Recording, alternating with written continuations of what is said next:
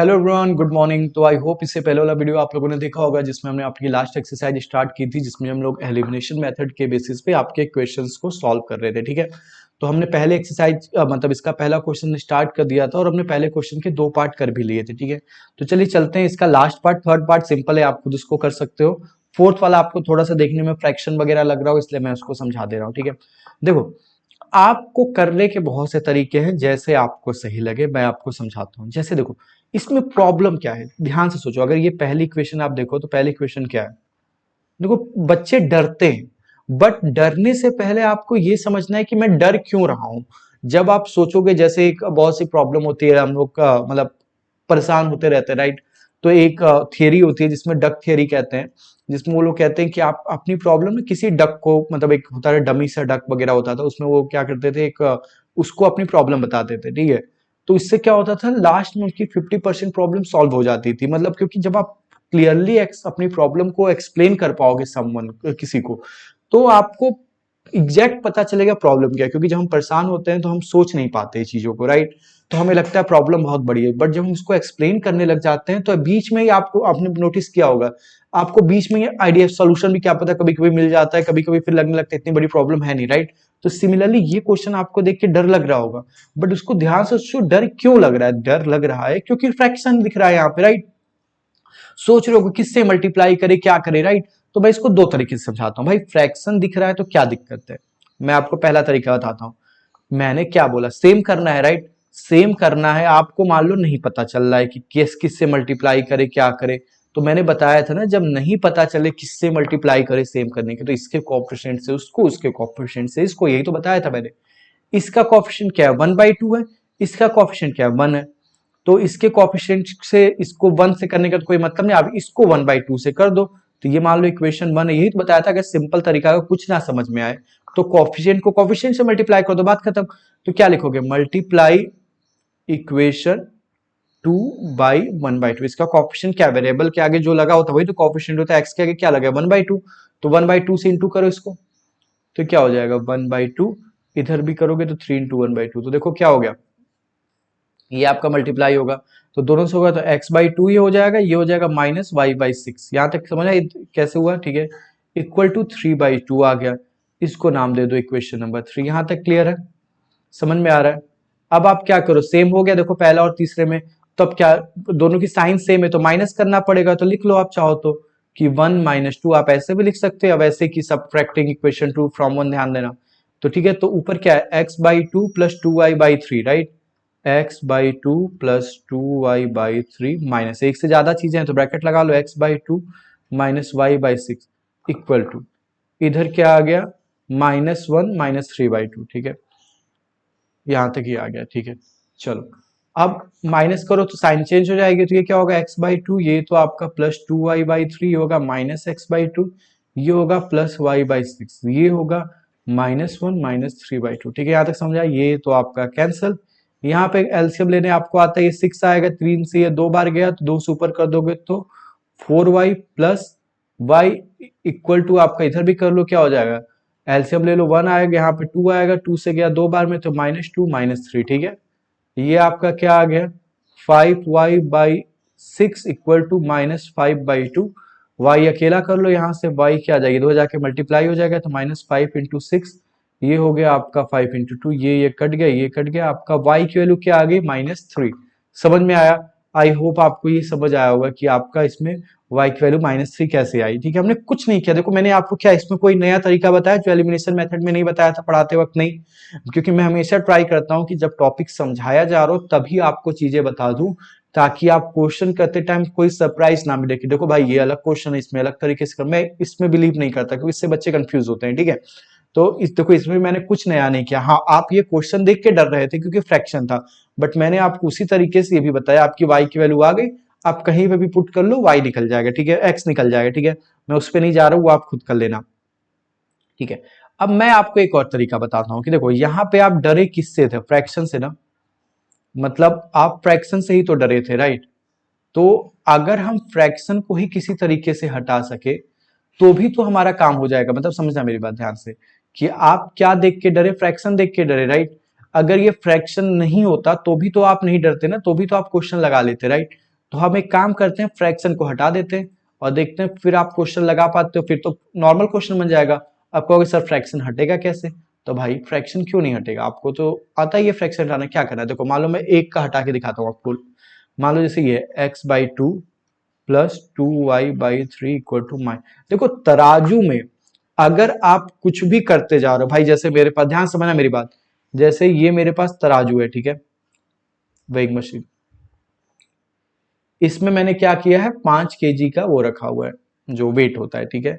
इसमें मैंने 2 kg चीनी रखा है, शुगर, 2 kg मैंने सॉल्ट रखा है, 1 kg मैंने मान लो राइस रखा है, 5 kg, ठीक है, ठीक है, समझ में आ रहा है, दोनों 5 kg बराबर है।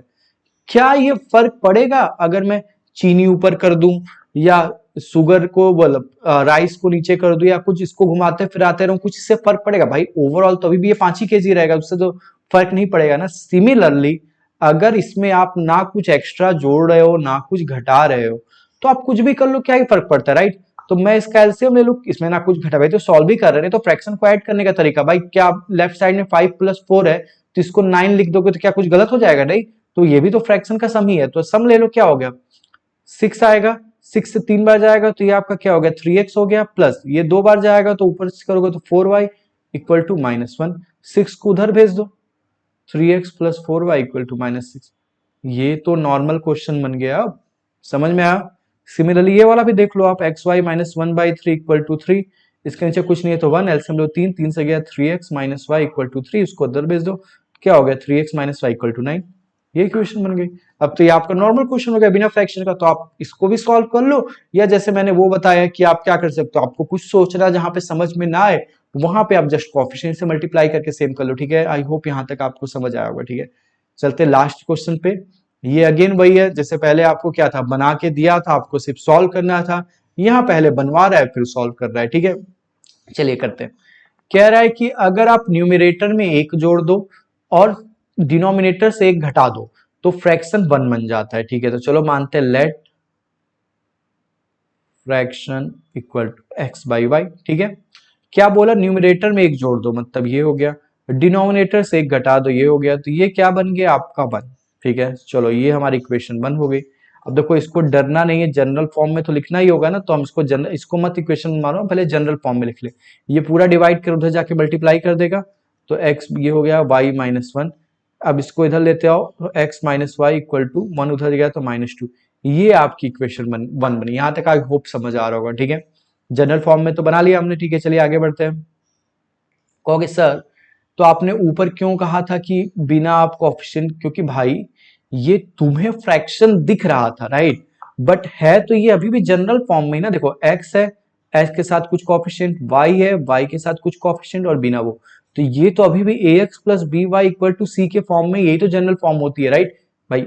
c मान लो इधर होता है, पर बात तो एक ही है, यही जनरल फॉर्म होती है, राइट। तो ये तो थे ही जनरल फॉर्म में, फिर भी आपको थोड़ा कंफ्यूज हो रहा था, बट ये जनरल फॉर्म में नहीं है, तो इसलिए हमें यहाँ तो पहला स्टेप ही बन जाएगा जनरल फॉर्म बना। ये कौन सा जनरल फॉर्म में, अपॉन में y है, y थोड़ी कहीं अपॉन में होता था, इसलिए ये तो पहला स्टेप ही था हमको इसको जनरल फॉर्म में बनाने का, ये बना, ठीक है। यहाँ तक समझ में आ गया। सेकंड कंडीशन कुछ कह रहा होगा भाई, 2 अननोन है तो it become 1/2 if we only at denominator में अगर जोड़ते हो तो ये 1/2 बन जाता है, ठीक है। तो मतलब x/y +1 आप कर दो तो ये क्या बन जाएगा 1/2, ठीक है। फिर जनरल फॉर्म में कर लो तो ये हो गया 2x इक्वल टू y +1, ये इधर आ गया तो 2x - y इक्वल टू 1। ये बन गया आपकी इक्वेशन 2। अब सॉल्व तो कर ही लोगे, देखो किसको सेम करोगे, देखो y तो सेम ही है ना भाई, तो जबरदस्ती x को क्यों सेम करना, y तो सेम ही है, जस्ट दोनों की साइन सेम है तो क्या करो माइनस कर लो, तो ये क्या हो जाएगा आपका x - y माइनस, एक से ज्यादा चीजें हैं तो 2x - y हो जाएगा। उधर देखो उसके ऊपर क्या था, ऊपर देखो तो -2 था, ये आपका आप करोगे तो क्या हो जाएगा -2 - 1, ठीक है। ये देखो ब्रैकेट खोलोगे तो साइन चेंज हो जाएगी, ये हो गया -2x, ये हो गया +y, ये हो गया आपका -3, तो ये आपका क्या हुआ कैंसिल हो गया, और ये आपका क्या आ गया -x इक्वल टू -3, x की वैल्यू क्या आ गई 3 आ गई, राइट। कहीं पे भी पुट कर लो आप, x की वैल्यू 3 आ गई, यहाँ पुट कर लो अभी जो इक्वेशन है 2x इक्वल टू ये 2x - y इक्वल टू 1 था, यहाँ पर रखो 3, तो ये आपका क्या हो गया 6 हो गया, और उधर जाके करेगा तो क्या हो जाएगा -5, तो y की वैल्यू 5 आ गई। तो आपका जो फ्रैक्शन बना क्या बना, 3/5, मतलब सॉरी, हाँ 3/5 आपका भरा, ठीक है, क्योंकि आपका y क्या निकला था, आ, आपने x3 निकाला था, y आपका 5 आ गया। समझ में आई? ये तो आपको पता है ना, इक्वेशन ही मेन था, इक्वेशन बन के तो सॉल्व करने तो आपको आता ही है, ठीक है। आई होप समझ आया होगा, ठीक है। चलिए नेक्स्ट क्वेश्चन पे चलते हैं। बोल रहा है 5 साल पहले Noori was thrice as old as Sonu, मतलब जो 5 साल पहले नूरी की एज थी वो सोनू की एज की थ्राइस थी। तो सबसे पहले तो भाई मानो नूरी इक्वल टू एक्स, आप पूरा लिखना, लेट नूरीज एज बी एक्स, ठीक है, यहां तक समझ में आया। फिर आप सोनू की एज मानो सोनू इक्वल टू वाई, यहां तक समझ में आया, आप अच्छे से लिखना। 5 ईयर्स अगो, तो जैसे मैंने आपको बताया था पहले भी, मैं जैसे ये सब चीजें पढ़ता हूँ, 5 ईयर्स एगो, 5 ईयर्स सिंस, 5 साल बाद, ये सब मैं तुरंत अपने अकॉर्डिंग उनकी एज बना लेता हूँ, ठीक है। तो नूरी क्या बनी, x-5, 5 साल पहले तो यही होगा, और सोनू क्या बना, y-5, यहां तक समझ में आया। अब क्या कह रहा है, नूरी जो है वो थ्राइस है सोनू का, ठीक है। तो नूरी क्या है ये, तो ये 3 गुना होगा इसका, तभी तो बराबर होगा, ये जो भी था उसका ये 3 गुना, यहां तक क्लियर। जनरल फॉर्म नहीं दिख रहा तो जनरल फॉर्म बनाओ, x-5 इक्वल टू 3y-15, ठीक है। ये समझ में आ रहा है ना जनरल फॉर्म क्या है। ये इधर लेते आओ तो x-3y इक्वल टू, ये उधर जाके प्लस कर देगा तो क्या हो जाएगा, -10, ठीक है। आई होप आपको ये समझ आ गया होगा, ठीक है। तो ये आपकी बन गई क्या, इक्वेशन नंबर 1। चलो आगे बढ़ते हैं, क्या कह रहा है। 10 ईयर्स लेटर, जैसे बोला 10 साल बाद, मैंने दोनों की एज लिख ली, x+10, ये हो गया y+10। फिर क्या कह रहा है, Noori will be twice as old as Sonu, इसकी ट्वाइस होगी, तो भाई बराबर करोगे तो इसको भी ट्वाइस करोगे तभी बराबर होगा। फिर जनरल फॉर्म में लिख लो, तो x+10 इक्वल टू 2y+20, ये इधर आ गया तो x-2y इक्वल टू 10, ये आपकी सेकेंड इक्वेशन बन गई। सेम देखो करना है, सेम ये ऑलरेडी x वाला है तो जस्ट माइनस कर दो। देखो हम लोग ऐसे भी करते हैं, माइनस करेंगे तो सबकी साइन चेंज हो जाएगी, राइट। ये कैंसिल हो गया आपका, ये देखो, सॉरी जनरल इक्वेशन कौन सी थी, ये थी, ये सॉरी, ये रही, ये कैंसिल हो गई। ये आपका देखो प्लस का ये माइनस का, तो क्या बचा, -y बचा। यहां से माइनस माइनस ये क्या हो गया, दोनों माइनस के तो -20, तो y की वैल्यू आपकी क्या आ गई, 20 आ गई, ठीक है।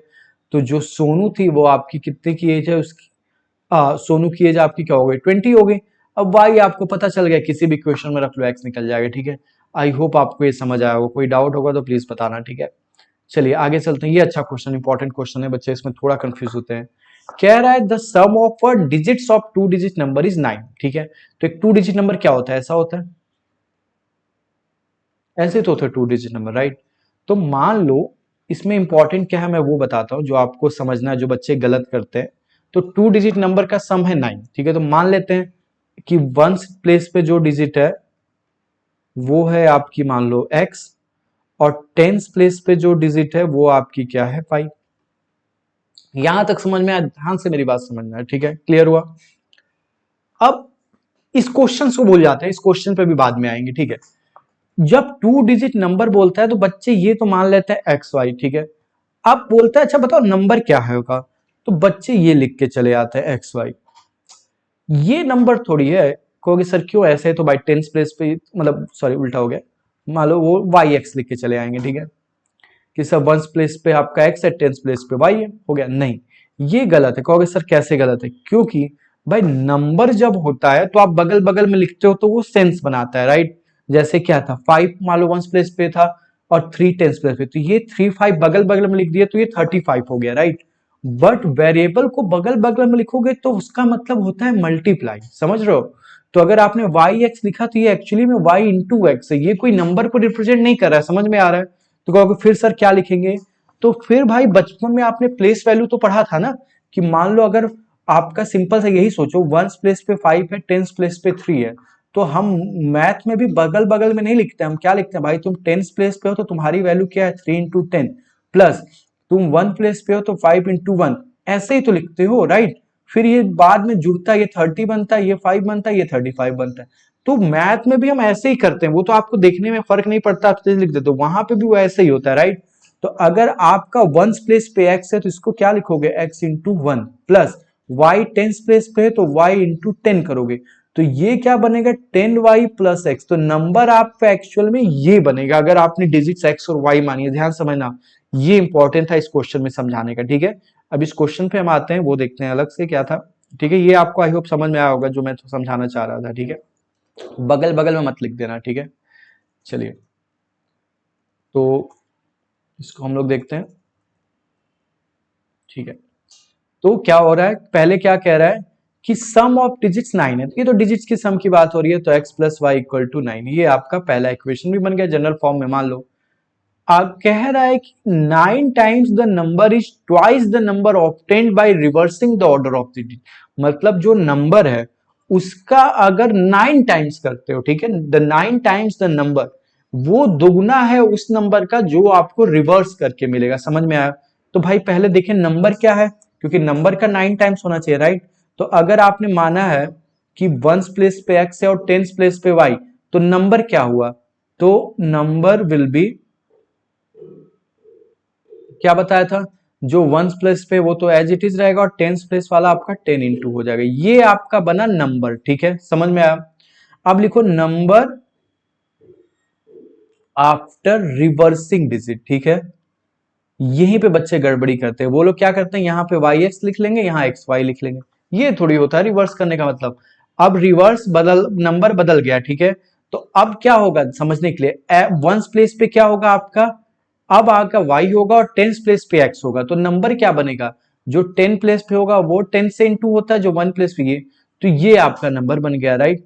तो बोल क्या रहा है, जो एक्चुअल नंबर था 10y प्लस एक्स, ये आपका पहला नंबर था एक्चुअल, उसको अगर 9 टाइम्स करोगे तो ये आपका बराबर है जो रिवर्स करके नंबर आया है उसके 2x के, यहां तक 2 टाइम्स के। समझ में आया? अब जनरल फॉर्म में लिख लो, तो ये ब्रैकेट ओपन करो, तो ये हो गया क्या आपका 90y प्लस 9x, ये आपका क्या बन गया 20x प्लस 2y। ठीक है, अब आप इसको क्या कर लो, जनरल फॉर्म में करना, देखो वहां पे हमने क्या लिया था, ये हमारी इक्वेशन थी x plus y equal to 9, तो यहाँ पे वैसे ही करना पड़ेगा। तो आप इसको क्या कर दो, सबको इधर लेते आओ, क्या कहते हैं, एक तरफ, तो यहां से क्या होगा आपका, ये माइनस करके आएगा तो क्या हो जाएगा, ये 90y माइनस करोगे तो 88y आ जाएगा, राइट।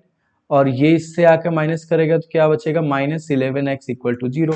आप उसी फॉर्म में लिख लो, पहले x था तो आपका क्या हो जाएगा -11x plus 88y equal to 0। देखो देखने में ये बहुत बड़ा लग रहा है, राइट, इक्वेशन आपका है, आप जो चाहो कर सकते हो, 11 कॉमन दिख रहा है, कर लो, तो 11 कॉमन लेगो तो यहाँ -x plus 8y equal to 0, ये भी 11 बचेगा तो जाके डिवाइड कर देगा, 0 हो जाएगा। तो ये भी आप कर सकते हो, सब आप पे, मैंने कहा ना कि आप कैलकुलेशन जैसे दिखे आप कर सकते हो, राइट। कॉमन लेना तो सीख ही गए होगे, हमने इतनी बार वो सब पॉलिनोमियल वगैरह देखा था, राइट। कॉमन लिया, उधर जाके डिवाइड किया तो 0 हो गया, राइट। तो ये आपकी इक्वेशन नंबर 2 बन गई। दो इक्वेशन आपको दिख रही है, x प्लस वाई 9, और ये दोनों को ऐड कर दो चाहो तो, मतलब क्योंकि x सेम ही है, दोनों के कोएफिशिएंट 1 है, साइन अलग अलग है, तो ऐड कर दो। तो ऐड करोगे तो ये क्या हो जाएगा, इधर बचेगा 9y, और उधर आपका क्या आ जाएगा 9 आ जाएगा, तो y की वैल्यू क्या आ गई 1। तो आपका जो एक्चुअल नंबर था उसके y आपने क्या माना था, 10th डिजिट y मानी थी ये, तो ये आपका 1 आ गया, और यहां से 1 रखोगे तो 8 आ गया, तो आपके 10th प्लेस पे 1 है और यहाँ पे 8 है, तो ये आपका नंबर क्या हो गया 18। आपका जो एक्चुअल नंबर था जो क्वेश्चन में पूछा था वो आपका क्या था 18। ठीक है, आई होप आपको समझ आओगे, नहीं समझ आओगे तो प्लीज आप कमेंट करके बताइएगा। ठीक है, नेक्स्ट क्वेश्चन पे चलते हैं, ये भी अच्छा क्वेश्चन है। मीना जो है वो बैंक जाती है, बैंक जाती है तो आपसे बोलती है कि भैया मुझे 2000 रुपये चाहिए। होता है आप लोग जाते हो, आजकल तो एटीएम वगैरह इतना हो गया, अदरवाइज लोग अभी भी बैंक से पैसे निकालते हैं, ऐसा नहीं है, बट मोस्टली पहले लोग बैंक ही जाते थे। ठीक है, तो मीना भी जाती है, बोलती है कि बैंक वाले से कि सर मुझे 2000 रुपये निकालने हैं। ठीक है, तो कहते हैं ठीक है, बट वो जैसे होता है ना, कभी कभी जैसे घर पे फंक्शंस होता है तो हमें 100 रुपये या 10-10 की नोट या ये सब की चीजें जरूरत होती है जो हमें फंक्शंस में लगानी होती है। तो हम लोग उनसे कहते हैं कि भैया जैसे इनको 50 और 100 रुपए की जरूरत थी, तो उन्होंने बोला भैया आप 2000 का देना, बट मुझे नोट सिर्फ 50 और 100 की देना। ठीक है, चलो बात सही है। तो आप पूछ क्या रहा है कि उसको कितने 50 रुपए की मिले, कितने 100 रुपए की मिले, मतलब दो अननोन है। ठीक है, तो मान लेते हैं let number of 50 rupees note equal to x. ठीक है, सिमिलरली 100 रुपीज नोट मान लो कितने हो गए भाई, यहां तक समझ में आया, क्लियर हुआ? ठीक है, ये अच्छा क्वेश्चन है, इस पे एग्जाम में आ सकता है ये। ठीक है, उसको टोटल नोट कितने मिले 25, तो मान लो उसके पास एक्स थे 50 रुपए वाले, मान लो 10 या 15 जो भी रहेंगे इतने, तो टोटल नोट कितने हो गए एक्स प्लस वाई, ये कितना है आपका 25, ये इक्वेशन 1 हो गया। यहां तक समझ में आया? क्लियर है, इसमें तो कुछ गलत नहीं है ना भाई। उसने बोला मुझे 50 रुपए की कुछ नोट दो, कुछ 100 रुपए की दो, तो तुमने मान लिया कि उसको एक्स नोट मिली 50 रुपए की, वाई नोट मिली 100 रुपए की, तो टोटल नोट उन्होंने बोला 25 है, तो आपके अकॉर्डिंग भी x plus y equal to 25 आ गया। यहाँ तो कोई दिक्कत नहीं है, ठीक है। नेक्स्ट, दूसरी कंडीशन तो दिया ही नहीं है, कुछ और तो दिया ही नहीं है। देखो ध्यान से देखो, ये तो क्वेश्चन खत्म हो गया, दिया हुआ है, ध्यान समझो। अगर मैं बोलूं कि मेरे पास 50 रुपए की 4 नोट है, ठीक है, तो क्या मुझे तुम्हें बताने जरूरी है कि मेरे पास कितने रुपए हैं? भाई इतना दिमाग तो तुम्हारे पास होगा ना कि 50 रुपए की 4 नोट है मतलब 200 रुपए है। समझ में आया? तो कैसे किया, 50 × 4 जितनी नोट थी मेरे पास, राइट। तो सिमिलरली अगर उसके पास एक्स नोट है 50 रुपए की, तो टोटल पैसे कितने हो गए उसके 50 रुपए के, 50x, right. Similarly Y note है 100 रुपए की, तो टोटल रुपए कितने हो गए, 100y। और टोटल पैसे कितने हो गए भाई, जितना तुम्हारे पास 50 रुपए से पैसे बना, जितना 100 रुपए से बना, वही कंबाइन करके तो टोटल बना। और टोटल वो कितने रुपए मांगने गई थी बैंक से लेने, 2000। तो ये टोटल किसके बराबर होगा, 2000 के तो बराबर होगा, उससे ज्यादा थोड़ी हो जाएगा। समझ में आया आपको? आई होप यहाँ तक क्लियर हो रहा होगा, ठीक है। क्लियर हुआ? देखो, अब जैसे मैंने बताया 2 इक्वेशन बन गई, आप सॉल्व कर सकते हो, ठीक है, इसमें कुछ दिक्कत नहीं, आप इजिली कर लोगे। बट मैं एक चीज बताना चाह रहा हूँ, इसको आप और रिड्यूस कर सकते हो। देखो यहां से भी सॉल्व करो, इसको 50 से कर दो, सेम हो जाएगा, कोई दिक्कत नहीं है, राइट। बट देखो यहाँ 50 कॉमन दिख रहा है ना हर जगह से, तो यहाँ 50 कॉमन ले लो, यहाँ क्या बचा, एक्स प्लस 2y बचा। यहाँ से 50 यहां से लेने की जरूरत नहीं है, तो ये हो गया, ठीक है। ये 50 उधर जाके क्या कर देगा, डिवाइड कर देगा। तो डिवाइड करोगे तो ये क्या आ जाएगा, 2000/50, ये इसको काट दिया, ये से गया 40 आ गया, x plus 2y equal to 40। ये भी आपका क्वेश्चन बन गया, समझ में आया? तो आप ऐसे भी सॉल्व रिड्यूस कर सकते हो। तो अगर रिड्यूस, मैंने बताया तराजू की आप एक साइड ऊपर रखो, नीचे रखो, चावल और शुगर को मिला के एक ही पॉलिथीन में डाल दो, उससे वेइंग मशीन का कुछ नहीं बिगड़ने वाला। समझ में आया? तो यही आपने किया, समझ में आया? चलिए ये क्वेश्चन आप सॉल्व कर लेना, मैंने इक्वेशंस आपकी बना दी हैं, ठीक है।